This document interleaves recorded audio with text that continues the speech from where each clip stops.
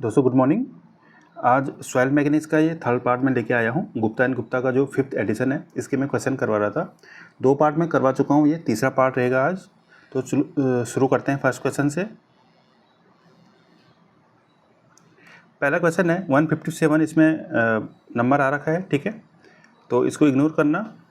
करीब इसमें 65 क्वेश्चन होंगे टोटल। चलिए शुरू करते हैं। The settlement of group of friction pile as compare to that of single pipe. Pile की यहाँ पे बात हो रही है, ठीक है। The settlement of group of a friction pile, ठीक है। एक फ्रिक्शन पाइल का ग्रुप है और दूसरा सिंगल पाइल है, तो यहाँ पे सेटलमेंट की बात हो रही है, किसमें ज़्यादा होगा, ठीक है। तो ग्रुप पाइल का क्या होगा, ज़्यादा होगा या कम होगा, तो ठीक है। तो यहाँ पे आंसर हो जाएगा ऑप्शन नंबर सी, ठीक है। The settlement of group of friction pile as compare to that of a single pile is more, ठीक है। ग्रुप में अगर होंगी तो उनका सेटलमेंट क्या होगा, ज़्यादा होगा हमेशा कंपेयर टू सिंगल पाइल, ठीक है। ऑप्शन नंबर सी इसके करेक्ट हो जाएगा। ए pile group influence a larger soil zone, so group settlement is generally greater than that of single pile, ठीक है। शॉर्ट इसमें एक्सप्रेशन मैंने दे रखा है। अगला क्वेश्चन देखते हैं। Select the correct statement regarding negative skin friction and skin frictional resistance, ठीक है। Both negative skin friction and skin frictional resistance are caused by relative settlement of soil. Both are caused by relative settlement of pile. Negative skin friction is caused by relative settlement of soil and skin frictional resistance is caused by relative settlement of pile, ठीक है। Negative fourth option है, negative skin friction is caused by relative settlement of pile and skin frictional resistance is caused by relative settlement of soil. सारे option आपको लगभग एक जैसे ही लग रहे हैं पढ़ने में, पर सब में अलग अलग दे रखा है। तो ऑप्शन नंबर सी यहाँ पे करेक्ट हो जाएगा। ऑप्शन नंबर सी में देखिए क्या लिखा है, negative skin friction is caused by relative settlement of soil, ठीक है। Caused by relative settlement of soil and skin frictional resistance is caused by relative settlement of pile. Option number C correct हो जाएगा। इसको ध्यान से पढ़ने की जरूरत है। 159 पे चलते हैं। Static formula are suitable for friction pile driven through the cohesive soil.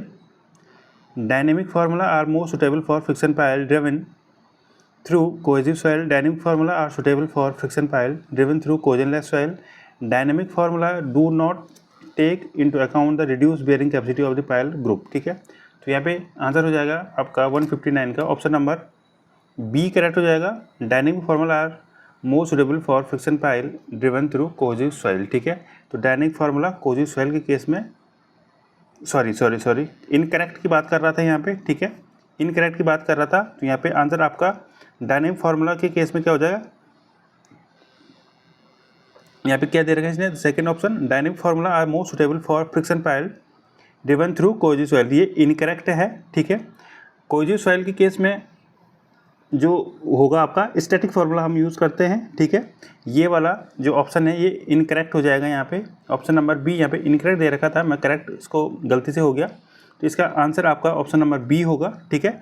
Dynamic pile formula are mainly empirical driving relation and are not the most suitable basis for friction pile in cohesive soil, ठीक है। ध्यान देना इस बात का, cohesive soil के लिए suitable नहीं है, ठीक है। तो यहाँ पे मोस्ट सुटेबल दे रखा था कोहेसिव सॉइल के लिए, जबकि ये कोहेसिवलेस सॉइल के लिए सुटेबल है डायनेमिक फार्मूला। ये इनकरेक्ट वाला ऑप्शन आपका ऑप्शन नंबर बी हो जाएगा यहाँ पे। Mechanical stabilization of soil is done with the help of cement lime bitumen या प्रॉपर ग्रेडिंग, ठीक है। तो मैकेनिकल जो स्टेबलाइजेशन है वो किसकी हेल्प से होता है, प्रॉपर ग्रेडिंग, ठीक है। प्रॉपर ग्रेडिंग की हेल्प से हम क्या कर सकते हैं, mechanical stabilization.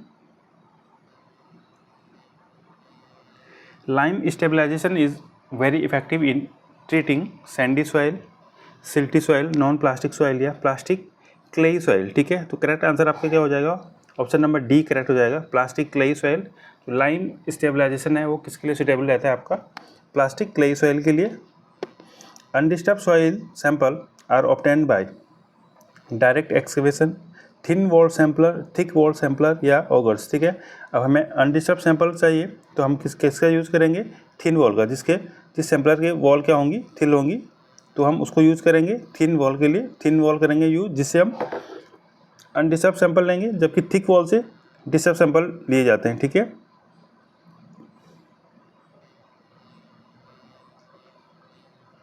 Select the correct statement. अब इसको ध्यान से पढ़ना पड़ेगा, एक बार मैं भी गलती कर चुका हूँ। ठीक है, यहाँ पे करेक्ट होगा, तो select the correct statement.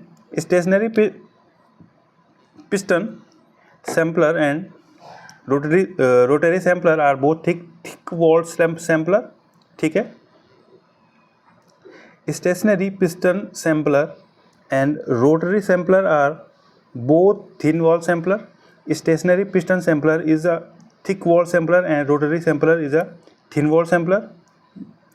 Stationary piston sampler is a thin wall sampler and rotary sampler is a thick wall sampler. तो इसका आंसर यहाँ पे थोड़ा गलत दे रखा है। ठीक है, इसको मैंने पहले देखा था, तो इसका आंसर हो जाएगा ऑप्शन नंबर बी, इसका करेक्ट हो जाएगा option number B.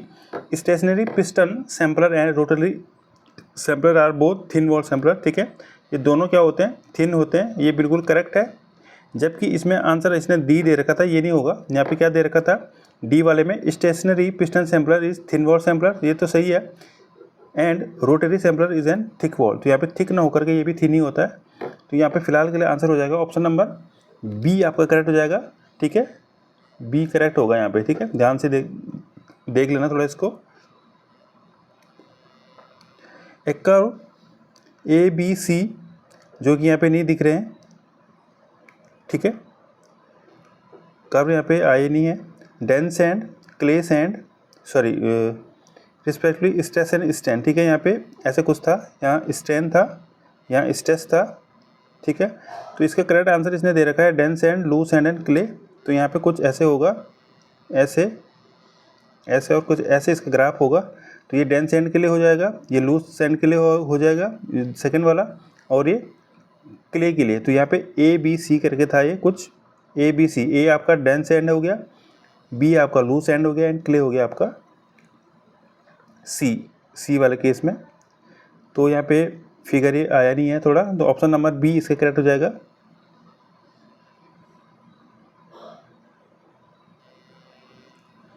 Greater skin friction retard the sinking of well, accelerate the sinking of well, does not affect the sinking of well, none of the above. ठीक है, अगर skin friction greater होगा तो क्या हो जाएगा, वहाँ पे रिटार्ड करेगा वो क्या, sinking of well. Option number A, मतलब स्लो। ठीक है, ऑप्शन नंबर ए करेक्ट हो जाएगा, retard the sinking of well. ठीक है, 166 the bearing capacity of stiff footing on saturated clay is 120 kilometre per metre square. The bearing capacity of circular footing diameter equal to width will be. ठीक है, अब यहाँ पे बात कर रहा है, ये बेयरिंग कैपेसिटी दे रखी है किसकी, stiff footing on saturated clay में 120 किलोमीटर पर मीटर स्क्वायर, जबकि बेयरिंग कैपेसिटी हमें बतानी है सर्कुलर फुटिंग की। तो ये क्या होगी, more than 120 kilometre per metre square, equals to 120 kilometre per metre square, less than 120 kilometre per metre square, या एनी ऑफ दी अबव। तो यहाँ पे ऑप्शन नंबर ए करेक्ट हो जाएगा, more than 120 kilo newton per metre square. ठीक है, क्यों circular footing के केस में हम क्या यूज हो जाएगा, सेफ फैक्टर यूज हो जाएगा, कोइजन सेफ फैक्टर 1.3 इंटू हो जाएगा। ठीक है, 1.3 वहाँ पे इंटू जाएगा, जिससे वैल्यू हमेशा क्या होगी, आपकी स्टिफ फुटिंग वाले केस से ज़्यादा आएगी। ठीक है, यहाँ पे 120 था, तो वहाँ पे 150 के अराउंड ये आएगा। तो 120 इंटू 1.3 करके आप देखेंगे तो आंसर आपका आ जाएगा। तो यहाँ पे ऑलवेज क्या हो जाएगा, more than 120 kilometre per metre square. ठीक है, यहाँ पे क्योंकि सेफ फैक्टर यूज होता है। अ प्लेलो test is useful to estimate bearing capacity of foundation, settlement of foundation, both bearing capacity and settlement, या नन ऑफ द अबव। ठीक है, अब प्लेलो टेस्ट किसके लिए यूज़ करते हैं, बेयरिंग कैपेसिटी फाउंडेशन के लिए, सेटलमेंट ऑफ फाउंडेशन के लिए, बोथ बेयरिंग कैपेसिटी और सेटलमेंट के लिए, या इनमें से किसी के लिए नहीं। तो यहाँ पे आंसर हो जाएगा option number C, both bearing capacity and settlement. ठीक है, both bearing capacity and settlement इसका करेक्ट आंसर हो जाएगा। The radius of friction circle of radius R and angle phi in the friction circle method is, यहाँ पे क्या हो जाएगा आंसर, आर साइन थीटा। ठीक है, आर साइन थीटा इसका आंसर हो जाएगा। डायरेक्ट वैल्यू आपको याद रखनी पड़ेगी, R sine theta, sorry phi बोल सकते हैं, थीटा बोलो। ठीक है, R sine phi, option number B correct हो जाएगा।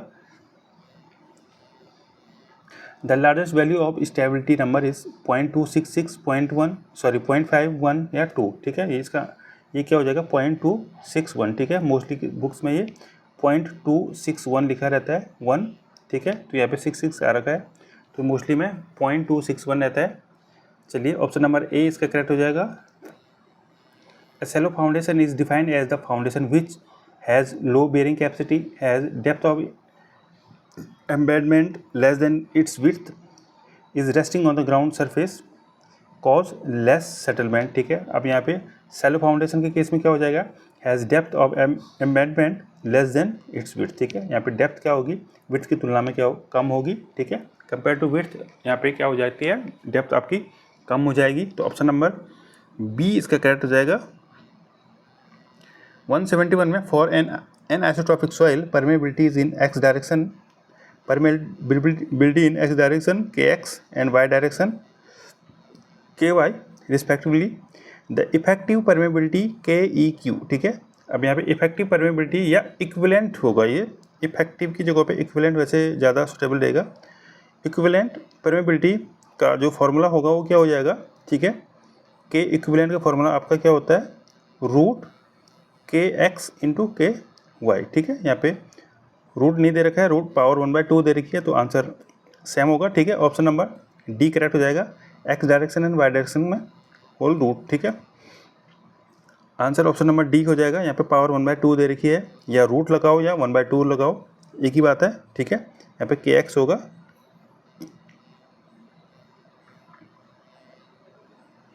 For sand of uniform spherical particles, the ratio of void ratio in the lucid and density state, ठीक है। lucid and density state में हमने क्या बताना है, the ratio बताना है इसका। तो रेशियो कितना होगा, 2.6, 3.5, 4.6 या 3, ठीक है। तो इसका आंसर हो जाएगा ऑप्शन नंबर ए 2.6, ठीक है। ऑप्शन नंबर ए से करेक्ट हो जाएगा 2.6। डायरेक्ट वैल्यू यहाँ पे याद रखनी पड़ेगी। The description sandy silty clay signifies, काफ़ी अच्छा क्वेश्चन है ये। The description sandy silty clay signifies that, first option है the soil contains unequal proportion of the 3 constituents in order to sand silt and clay, ठीक है। Sand सबसे ज़्यादा देखिए यहाँ पे दिखा रखा है, sand greater than silt greater than clay. The soil contains equal proportion of sand silt and clay, ये तो नहीं है, इक्वल नहीं होगा।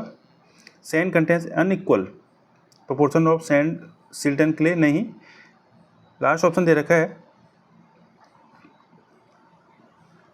The soil contains unequal proportion of 3 constituents such that clay greater than silt greater than sand. तो option number D इसका correct होगा। यहाँ पे ए करेक्ट नहीं होगा, अब मैं बताता हूँ कैसे। ऑप्शन नंबर डी इसका करेक्ट होगा, ध्यान देना, ये ए नहीं होगा, इसको गलत मत करना आप। यहाँ पे सैंडी सिल्टी क्ले, इसका मतलब यहाँ पे क्ले की बात हो रही है, ठीक है। यहाँ पे क्ले की बात हो रही है, सैंडी सिल्टी क्ले बोल रहे हैं, तो लास्ट में क्या आ रहा है, क्ले की बात हो रही है, तो क्ले यहाँ पे क्या हो जाएगा, सबसे ज़्यादा होगा, तो क्ले तो सबसे पहले आएगा। तो यहाँ पे देखिए क्ले सबसे लास्ट में दे रखा है, तो ये वाला ऑप्शन होगा नहीं, इक्वली होंगे नहीं, तो सबसे पहले क्ले होगा। क्ले सैंडी सिल्टी क्ले है, ठीक है, तो क्ले होगा, फिर सिल्ट होगा, फिर सैंड होगा। तो यहाँ पे करेक्ट आंसर आपका हो जाएगा ऑप्शन नंबर डी, ए इसका आंसर नहीं होगा, ध्यान देना। 173 का डी करेक्ट होगा। Increasing the depth of foundation in saturated clay result in an increased ultimate bearing capacity for stiff footing because the bearing capacity factor n gamma decreases, the bearing capacity factor n c increases at depth increases, the term QNC increases with depth, the angle of internal friction decreases at depth increases, ठीक है। तो 174 का answer हो जाएगा option number C, the term QNC increases with depth, ठीक है। 174, ठीक है। यहाँ पे यहाँ पे एक्सप्लेनेशन आप देखिए, फॉर सैचुरेटेड क्ले 50 हो जाएगा, surcharge Q gamma D F increase with the foundation depth, ठीक है, इंक्रीजिंग QNC। तो ऑप्शन आपका सी करेक्ट हो जाएगा इसमें, ठीक है।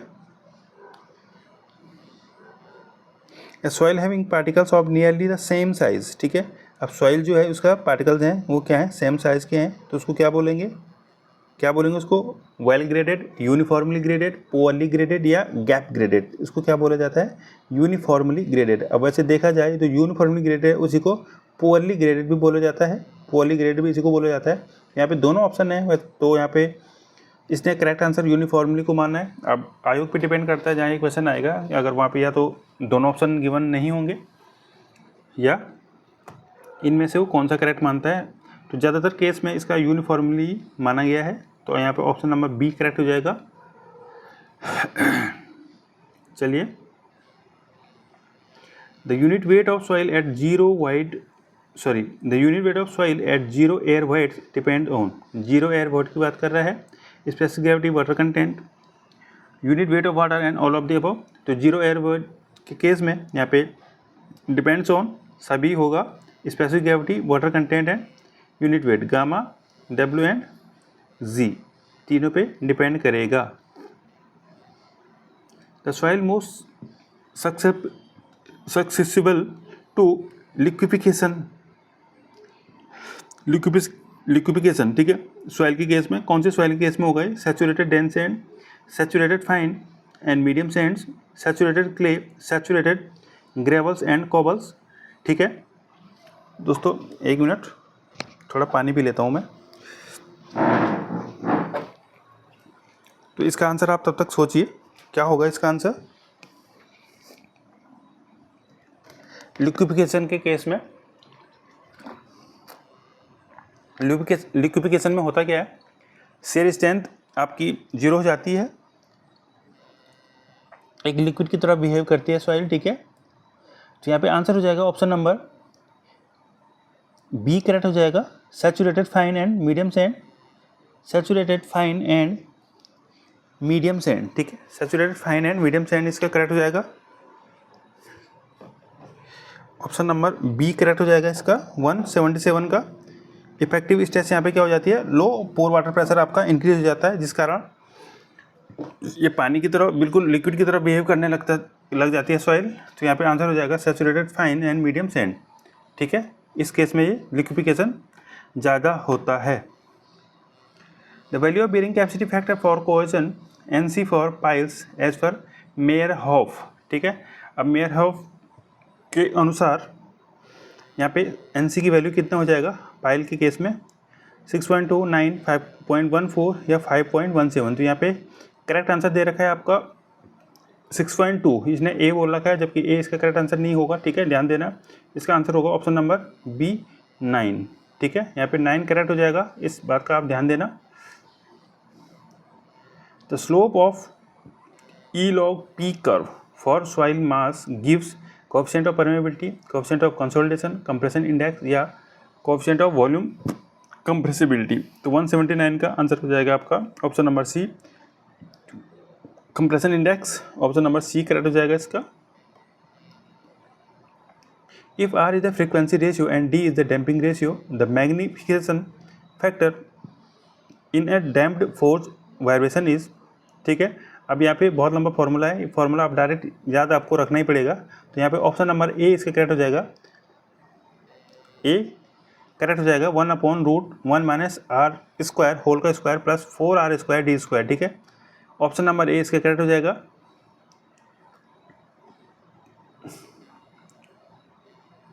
ठीक है, ऑप्शन नंबर ए इसका करेक्ट हो जाएगा। अगले क्वेश्चन पे चलते हैं। अब यहाँ पे इसलिए मैं ऐसे क्वेश्चन में डालता नहीं हूँ, ये क्वेश्चन थोड़ा ऐसे मिसिंग हो जाते हैं। बीच के जो कई क्वेश्चन है मैंने इसलिए मिस हो रखे हैं वो, क्योंकि वहाँ पे जो कॉलम वाले होते हैं मैच करने वाले, वो क्वेश्चन थोड़ा गड़बड़ हो जाते हैं मेरे से PDF बनाने में। तो ये वाला क्वेश्चन फिर वैसे ही हो रखा है, match list first and list second. तो यहाँ पे सिर्फ इतना दिख रहा है, स्टोक्स की बात कर रहा है, लॉ की, डार्सी, पॉजली एंड अटरबर्ग की बात कर रहा है। तो यहाँ पे Stokes related to settling velocity, चलो इतना पता चल गया हमें यहाँ से। Darcy flow through soil, Poiseuille to capillary flow and Atterberg है आपका कंसिस्टेंसी लिमिट। कुछ ऐसा ही रहा होगा इसमें कॉलम्स में। तो यहाँ पे हमें मिल भी गया है मैटर, चलो कोई बात नहीं। In an standard Proctor compaction the water content W and maximum dry density, ठीक है। Water content W and maximum dry density gamma D are related as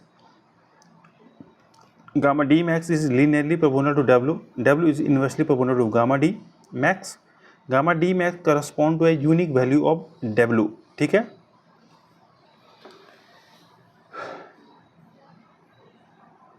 unit value of w and gamma d correspond to w equal to wp plus WL divide by 2, नहीं, option number सी यहाँ पे correct हो जाएगा।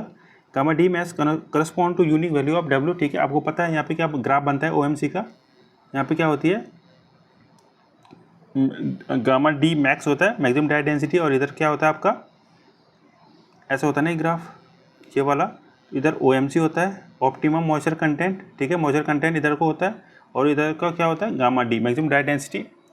तो यहाँ पे answer हो जाएगा ऑप्शन नंबर सी।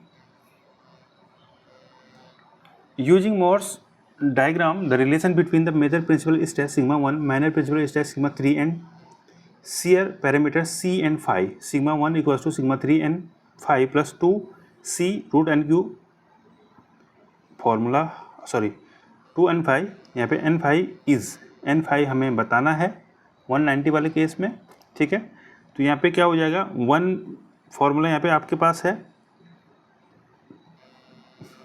1 plus sine phi upon 1 minus sine phi, ठीक है। एन फाई की वैल्यू क्या होगी, formula option number sorry D होगा यहाँ पे 1 plus sine phi upon 1 minus sine phi, option number D यहाँ पे करेक्ट हो जाएगा। डायरेक्ट फार्मूला है, कुछ नहीं करना इसमें।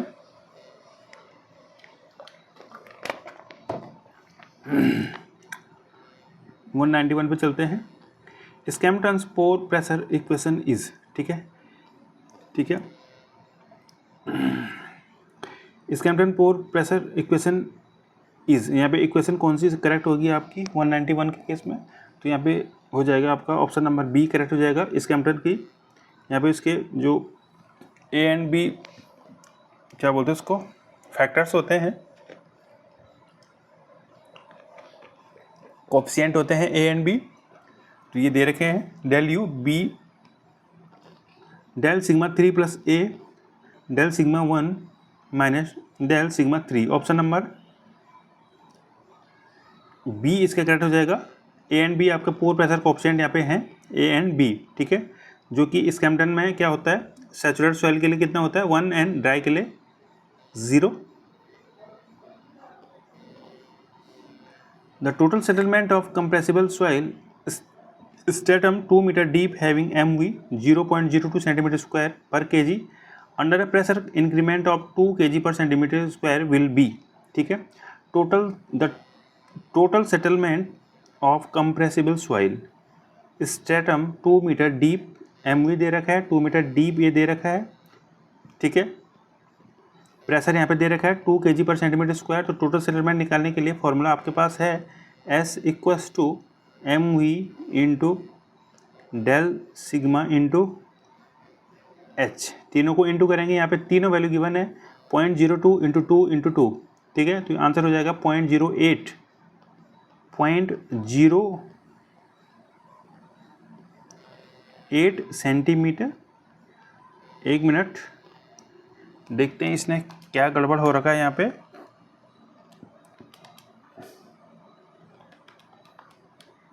.08 यहाँ पे करेक्ट आंसर होगा।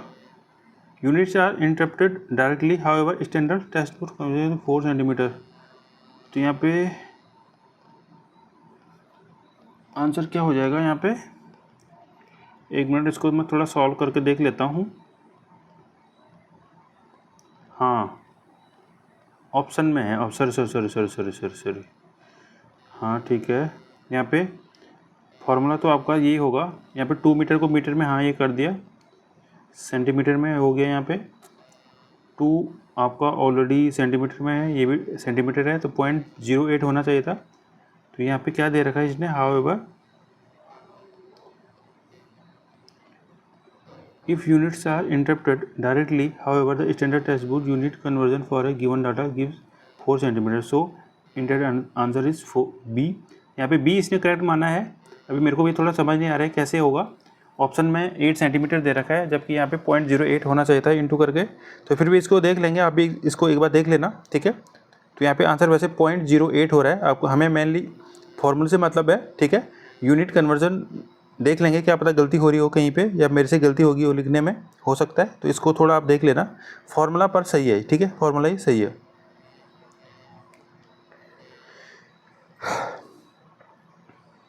For a single degree of freedom system the stiffness coefficient k and mass m critical damping is 2√km। ये क्वेश्चन बहुत बार आ चुका है, ठीक है, बहुत बार आ चुका है ये वाला।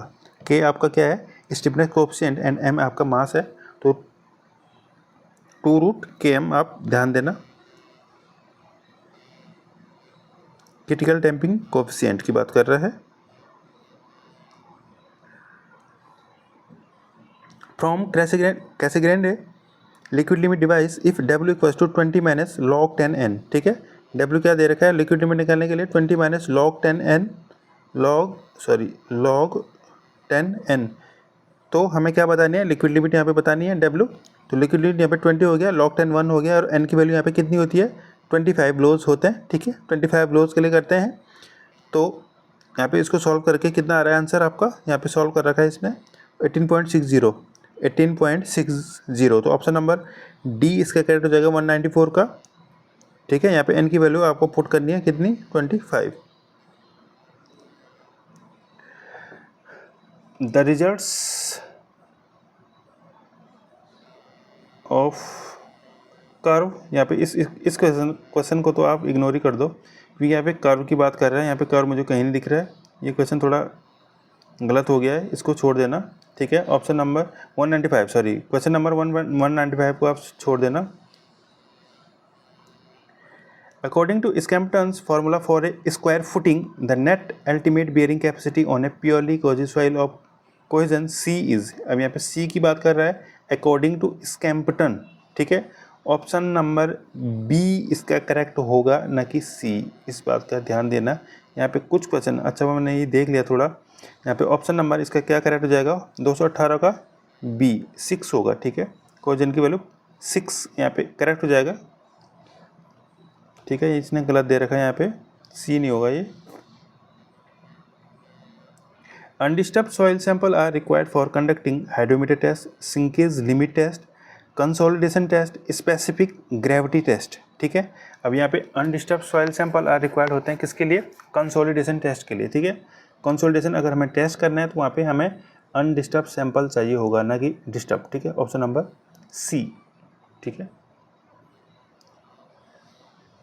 Soil pressure distribution below a rigid footing on the surface of cohesive soil. Cohesive soil के केस में क्या हो जाएगा आपका, अगर ये फाउंडेशन है तो मैंने इसको पहले बताया था, ये कैसे हो जाता है आपका, सॉरी ऐसे आ जाता है इसका ग्राफ, मतलब यहाँ ज़्यादा होता है, सेंटर में कम होता है और एज पे ज़्यादा, सेंटर में कम एज पे ज़्यादा। तो यहाँ पे ऑप्शन नंबर बी करेक्ट हो जाएगा, minimum at centre and maximum at edge, ठीक है। यहाँ पे कुछ ऐसे में आएगा, ठीक है। अगर ये रिजिड फुटिंग है तो यहाँ पे ऐसा कुछ आएगा, ये वाला minimum at the centre and maximum at the edge. Option number B correct हो जाएगा 220 का। Compression index of a soil helps to determine total time required for consolidation, time required for 50% consolidation, total settlement of clay layer, pre-consolidation pressure of clay, ठीक है, pre-consolidation pressure on clay। तो यहाँ पे answer हो जाएगा option number C, total settlement of clay layer, option number C. Compression index of a soil helps to determine total settlement of clay layer, option number C correct हो जाएगा। When the degree of consolidation is 50%, sorry, the time factor is about, time factor की बात कर रहा है TB पता है आपको, π/4 इंटू यू का स्क्वायर, ठीक है। यहाँ पे इसको अगर सॉल्व करेंगे तो कितना हो जाएगा,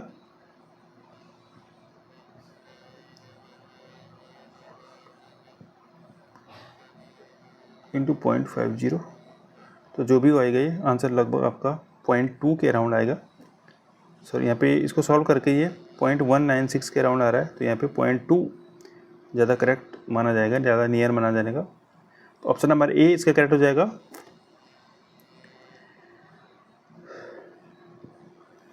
according to Boussinesq theory the vertical stress at a point in a semi infinite soil mass depend upon, ठीक है।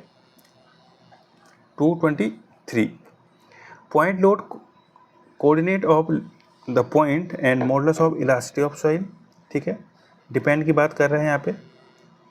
Point load coordinate of the points modulus of elasticity of the soil and Poisson ratio. Point load and coordinates of the point load coordinates of the point modulus of elasticity of the soil and its density. तो यहाँ पे ऐसा कुछ भी नहीं होगा। Option number C only, point load and coordinate of the point, coordinates of the point इसका correct answer हो जाएगा, ठीक है। कौन सी थ्योरी की बात हो रही है? Boussinesq theory. Option number C correct हो जाएगा, point load and coordinates of the point. दोस्तों क्वेश्चन इसमें आप देख रहे होंगे कितने अच्छे क्वेश्चन हैं, ठीक है। कुछ क्वेश्चन मिस हुए हैं, ये मैं मानता हूँ, एक्सेप्ट करता हूँ। क्यों मिस हुए हैं आपने बीच में देख लिए। जो जैसे कॉलम वाले क्वेश्चन थे वो खुद गायब हो गए, ग्राफ वाले क्वेश्चन उसमें से ग्राफ ही नहीं आया, तो ऐसे कुछ क्वेश्चन बीच में थे वो अलग हो चुके हैं, उसके लिए सॉरी। हो सकेगा तो उनको भी मैं कवर करने की कोशिश करूँगा, फिलहाल जो चल रहा है उसी को करते हैं। The process by which a mass of saturated soil suddenly loss it's shear strength and behaves as a fluid is called। अभी मैंने इससे पहले शुरू में लगभग एक क्वेश्चन आया था, ठीक है। The process by which the mass of saturated soil suddenly loss it's shear strength and behaves like a fluid, तो इसको क्या बोलेंगे? पाइपिंग, स्लाइड, क्विक कंडीशन या लिक्विफिकेशन। तो यहाँ पे हो जाएगा आपका option number D, liquefaction, liquefaction, ठीक है। चलिए, by sieve analysis the particle size distribution curve has been plotted for a particular soil। the coefficient of curvature की बात कर रहा है, cc की बात कर रहा है, तो यहाँ पे क्या हो जाएगा? d30 का square upon d60 into d10, ठीक है। d30 का square upon d60 into d10 हो जाएगा। आपका कोएफिशिएंट ऑफ यूनिफॉर्मिटी क्या होता है? d60 अपॉन d10, जबकि uniformity of coefficient of curvature coefficient of curvature कितना हो जाएगा? d30 का square upon d60 into d10, ठीक है। तो यहाँ पे आंसर हो जाएगा option number D. Given the method of compaction, vibration technique, flooding, sheep foot roller, tandem roller या heavy weight dropped from a height, method suitable for cohesion less soil, ठीक है। अब यहाँ पे हमें क्या बताना है? कोजन लेस सॉइल के केस में सैंड मान लो, सैंड के केस में कौन सा सही रहेगा? वाइब्रेशन टेकिंग बिल्कुल सही रहेगा, तो एक तो होगा ही होगा वाइब्रेशन वाला। तो यहाँ पे ये ऑप्शन और ये वाला ऑप्शन पहले गलत हो चुका है। अब देख रहे हैं दूसरा होगा या नहीं होगा, तो फ्लडिंग वाला होता है, जबकि अगर हमें फ्लडिंग नहीं भी पता होगा तो सी फुट रोलर तो कभी हो ही नहीं सकता है। तो यहाँ पे 3 तो ये वाला है, तो 3 तो कभी हो ही नहीं सकता, क्योंकि सी फुट किसके केस में होता है? कोजिव सॉइल के केस में। तो यहाँ पे आंसर अपने आप बन गया आपका ऑप्शन नंबर सी, 1, 2 एंड 5। 1 का है वाइब्रेशन, 2 हो गया फ्लडिंग एंड 5 है आपका heavy weight drop from a height, ठीक है। ऑप्शन नंबर सी करेक्ट हो जाएगा। एलिमिनेट करके भी हम कर सकते हैं, ठीक है। साफ अलग हो रहे थे, 2 ऑप्शन पहले गलत हो गए और पहला वाला सी फुट रोलर से अलग हो गया, तो यहाँ पे ऑप्शन नंबर सी करेक्ट हो जाएगा। 227 में चलते हैं। 227 which factor affect permeability, hydraulic gradient, grain size, void ratio, cross sectional area, ठीक है। तो आपको पता है क्यू इक्वल टू क्या होता है? के आई एंड ए। तो इसमें दिख रहा है यहाँ पे डिस्चार्ज भी हो रहा है, क्रॉस सेक्शनल एरिया भी हो रहा है, यहाँ पे ग्रेडियंट भी हो रहा है, पर ऐसा कुछ भी नहीं है। तो इसका ऑप्शन नंबर 227 का कौन सा सही हो जाएगा? B, 2 and 3। दूसरा कौन सा है? ग्रेन साइज, एंड 3 है आपका वॉइड रेशियो। मेनली जो परमेबिलिटी को अफेक्ट करते हैं वो कौन से होते हैं आपके? ग्रेन साइज क्या है आपका और वॉइड रेशियो कितना है।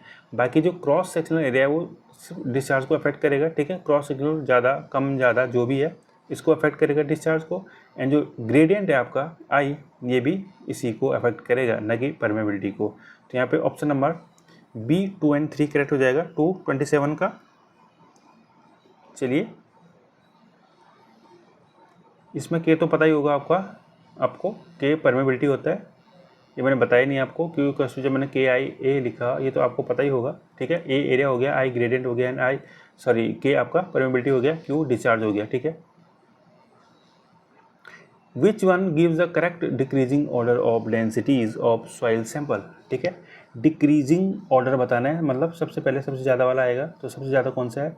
सैचुरेटेड होता है सबसे ज़्यादा, ठीक है।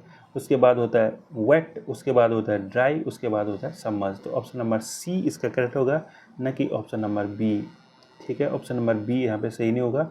सबसे पहले आएगा आपका सैचुरेटेड, उसके बाद आएगा आपका वेट, वेट के बाद आएगा आपका ड्राई, एंड ड्राई के बाद आएगा आपका सबमर्ज्ड।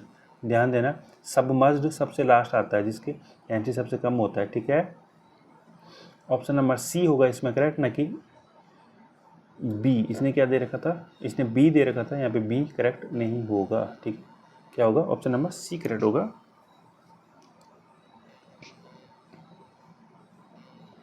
अब दे रखा है 239।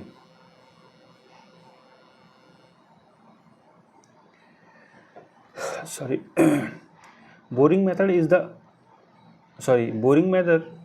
is to be chosen depending upon the type of exploratory strata। अब यहाँ पे बोरिंग मेथड हम वही चूज करेंगे जैसे स्टार्टा होगी उस हिसाब से, तो मैच करना है ABCD, ठीक है।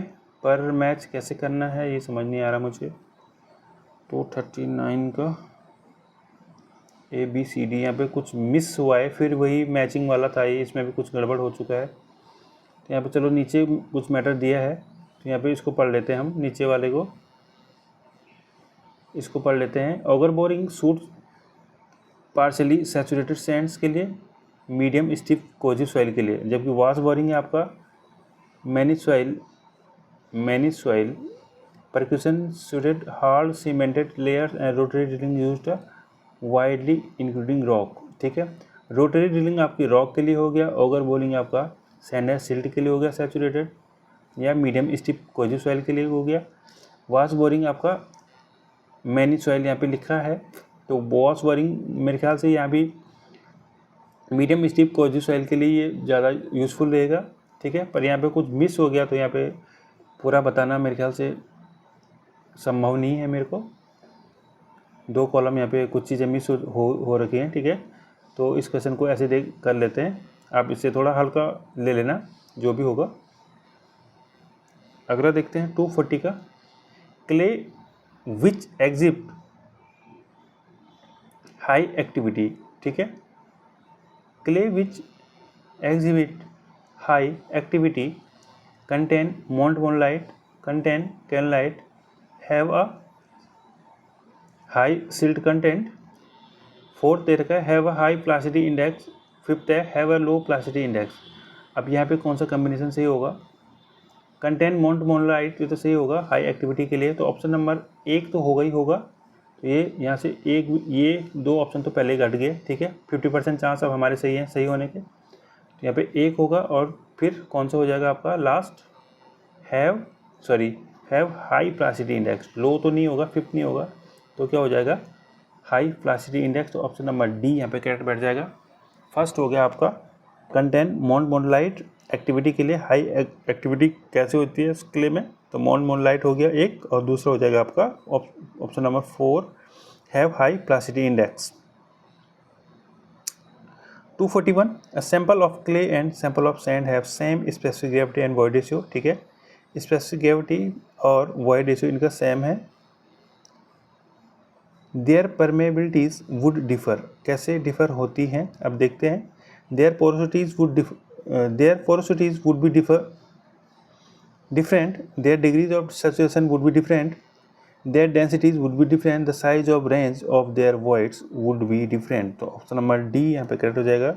साइज ऑफ वॉइड्स की बात कर रहे हैं, ठीक है। जो इनके बीच में जो वॉइड होगा, गैप होगा, उनका साइज का डिफरेंट होता है किसमें, क्ले एंड सैंड के केस में, इसलिए इनकी परमेबिलिटी भी क्या होती है, डिफर होती है, ये रीज़न होता है, ठीक है। तो ऑप्शन नंबर डी आपका करेक्ट हो जाएगा यहाँ पे।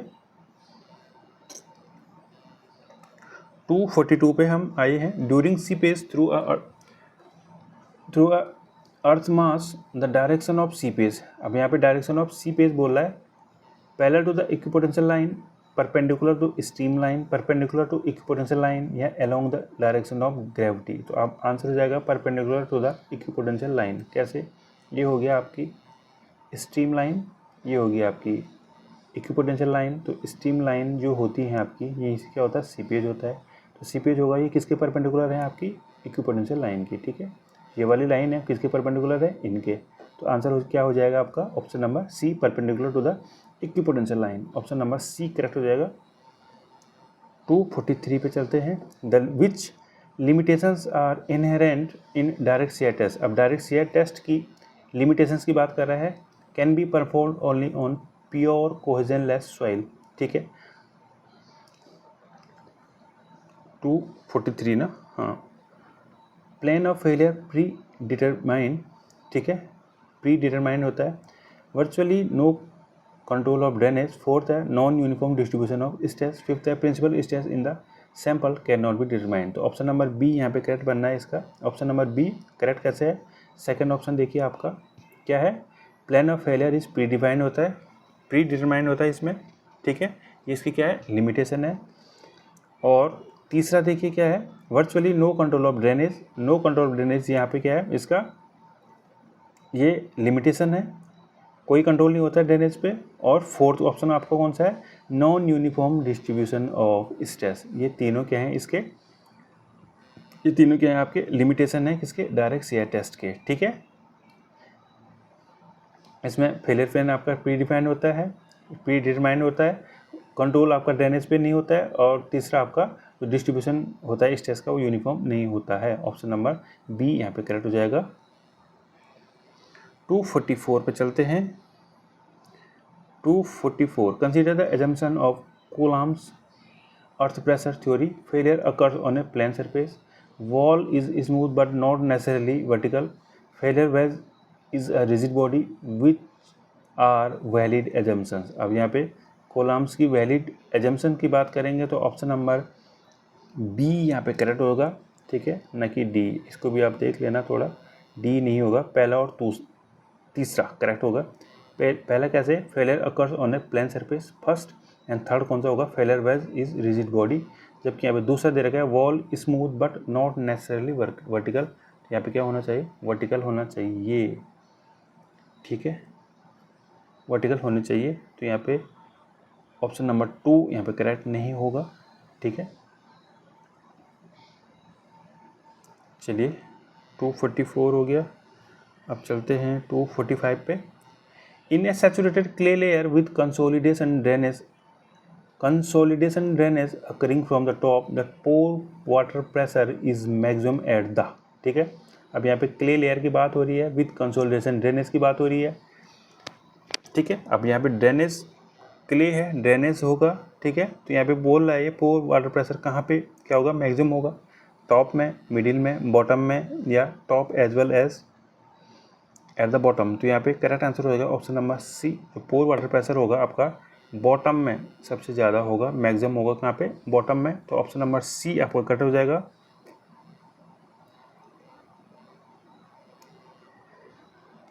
थ्री 319 पे आइए हैं। Retaining wall retain sand with 30 degree angle of internal friction 30 degree up to its top. If a uniform surcharge 12 ton per metre square is placed on the sand strata, the increase in lateral earth pressure intensity on the retaining wall। अब यहाँ पे क्या निकालना है, increase in lateral earth pressure intensity on retaining wall।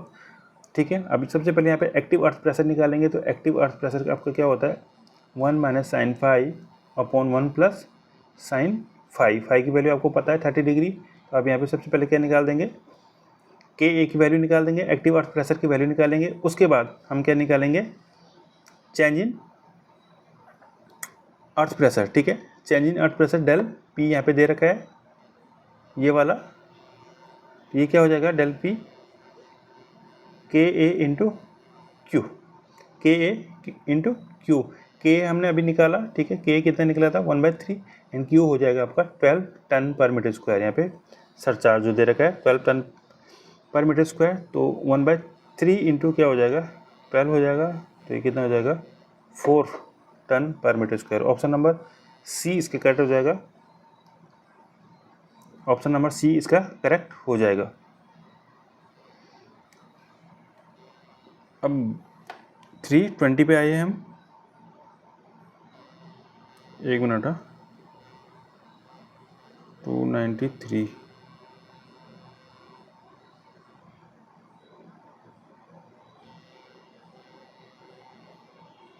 244 का मैंने बता दिया था, ये मैंने बता दिया था। 245 sorry 319 320. Consider the following assumption for slope stability analysis. Friction is fully mobilized. Effective stress analysis is adopted. Total stress analysis is used. Resultant R passes through center of the circle. Resultant R is tangential to friction circle. The assumption necessary for friction circle method. अब यहाँ पे friction circle method के assumption है जो आपको direct याद रखने होंगे, ठीक है। एजम्पशन किसके? फ्रिक्शन सर्कल मेथड के। तो ऑप्शन नंबर बी यहाँ पे करेक्ट हो जाएगा। फर्स्ट, 3 एंड 5, सेकेंड एंड 4 इसका करेक्ट नहीं होगा। फर्स्ट होगा फ्रिक्शन इज फुली मोबिलाइज, सही है बिल्कुल। थर्ड है आपका कौन सा? Total stress analysis is use, ये भी करेक्ट होगा। एंड फिफ्थ होगा आपका resultant R is the tangential to the friction circle, ठीक है। बाकी आपके सही नहीं होंगे एजम्पशन। तो 1, 3 एंड 5 आपके करेक्ट हो जाएंगे। ऑप्शन नंबर बी करेक्ट हो जाएगा।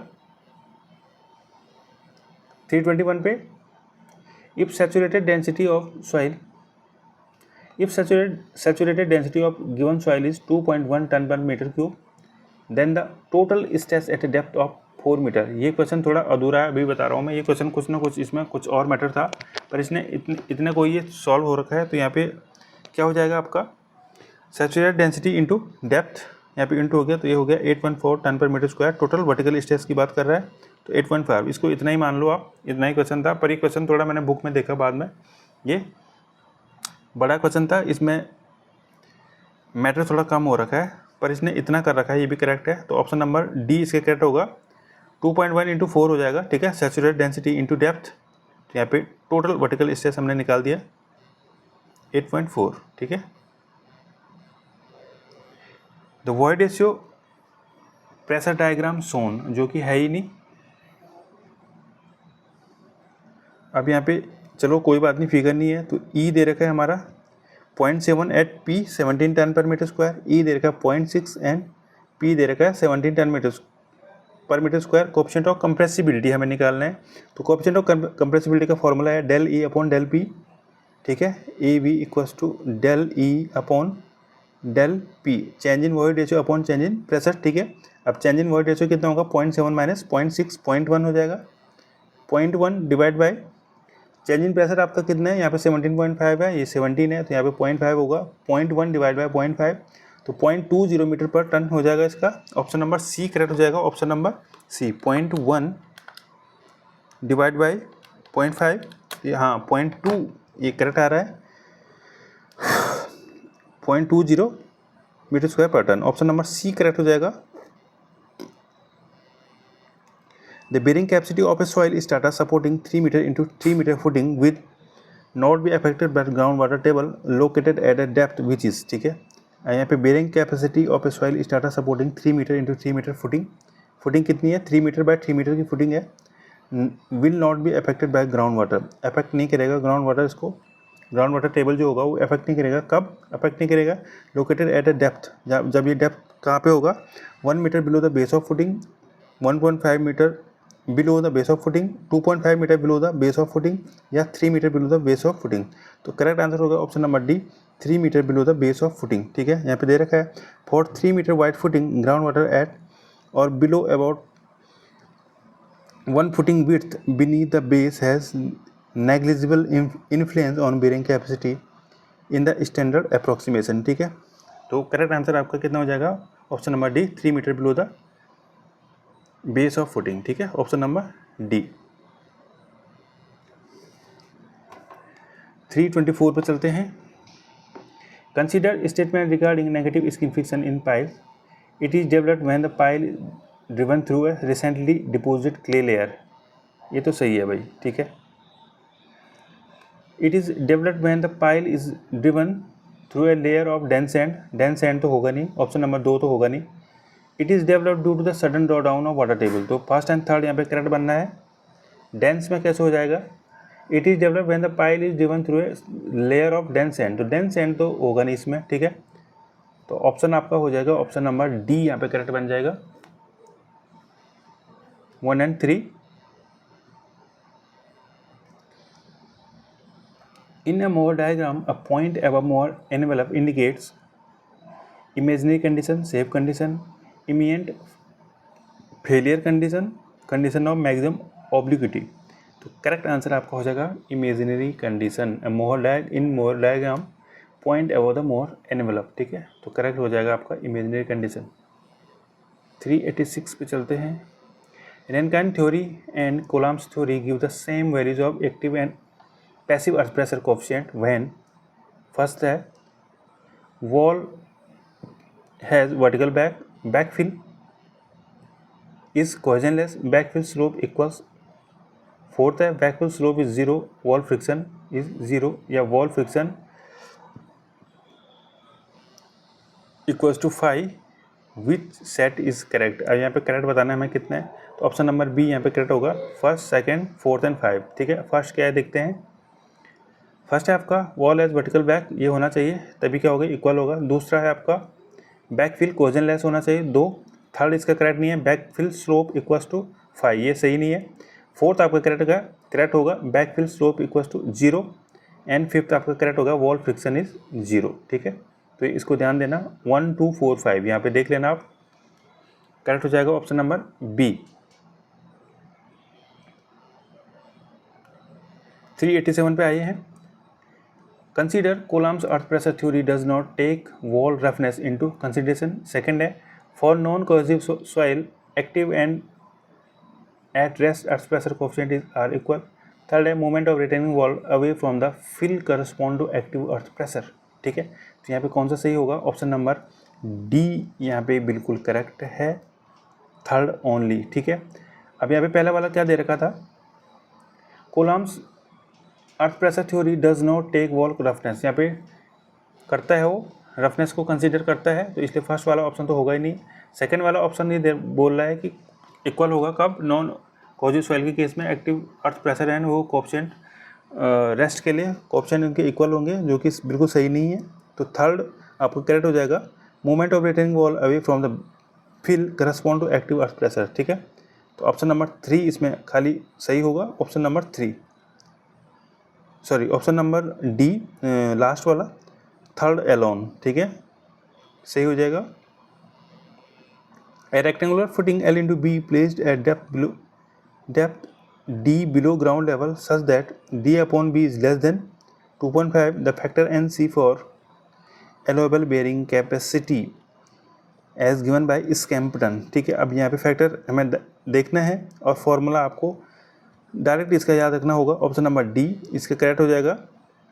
NC equal to 1 + 0.2 B upon L bracket close 1 + 0.2 D upon B into NCS, ठीक है। तो ऑप्शन नंबर डी इसका करेक्ट हो जाएगा।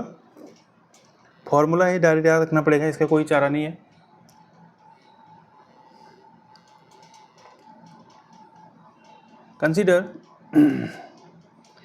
Consider statement associated with local share failure of soil, ठीक है। लोकल होता है, एक जनरल होता है, एक पंचिंग होता है। अब यहाँ पे लोकल की बात कर रहा है ये।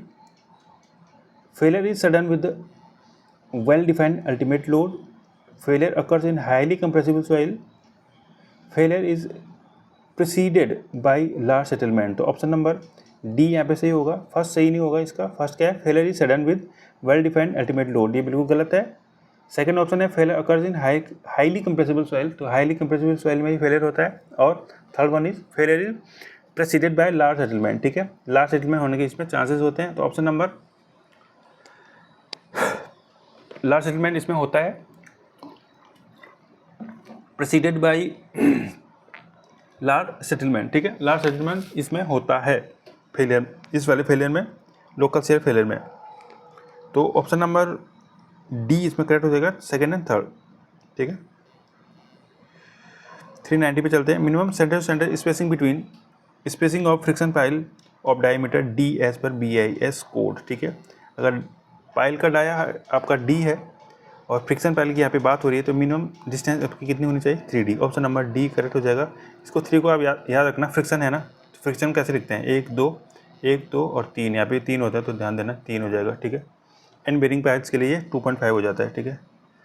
चलो फिलहाल के लिए यहाँ पे फ्रिक्शन था, तो ऑप्शन नंबर डी यहाँ पे करेक्ट हो जाएगा, 3D।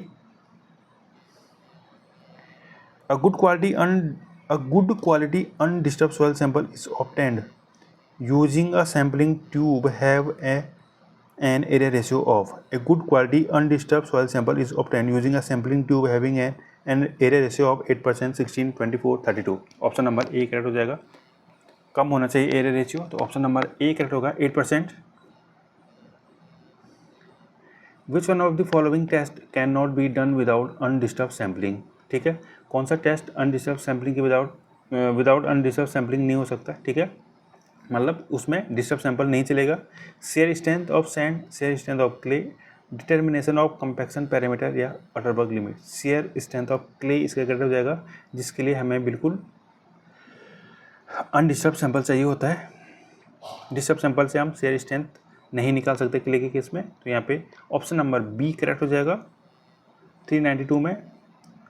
अब 393 है तो इसको तो आप छोड़ ही दीजिए, क्योंकि यहाँ पे ऑप्शन ही इधर उधर हो रखे हैं तो ये समझ नहीं आएगा, तो इसको कैंसिल कर देते हैं 393 का। तो इसमें शायद क्वेश्चन हो चुके हैं ख़त्म।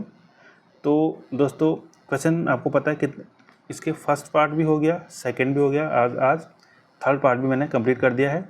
वीडियो आपको कैसी लगी कमेंट में ज़रूर बताना। ठीक है, अगर कहीं पे कुछ मिस्टेक हुई हो सकती है मेरे से मिस्टेक कहीं पे कैलकुलेशन में या कुछ फार्मूला बताने में, तो आप कमेंट में लिख सकते हैं कि यहाँ पे कुछ गड़बड़ हो गया है। ठीक है, वीडियो आपको अच्छी लगेगी तो लाइक ज़रूर करना, कमेंट में ज़रूर बताना कि क्या आपका रिस्पॉन्स है पूरा, आप कमेंट में बता देना, जिससे आगे आने वाली वीडियो के लिए मेरे को थोड़ा मोटिवेशन रहेगा। ठीक है, और शेयर ज़रूर करना। अगली बात, कम्युनिटी आप ज़रूर ज्वाइन कर लेना। 3200 प्लस क्वेश्चन मैं वहाँ पे डाल चुका हूँ, डेली क्वेश्चन डालता हूँ, काफ़ी अच्छे क्वेश्चन होते हैं, इसलिए आप वहाँ ज्वाइन ज़रूर करना है। मिलते हैं आपको नेक्स्ट वीडियो में, तब तक के लिए thank you so much, bye bye.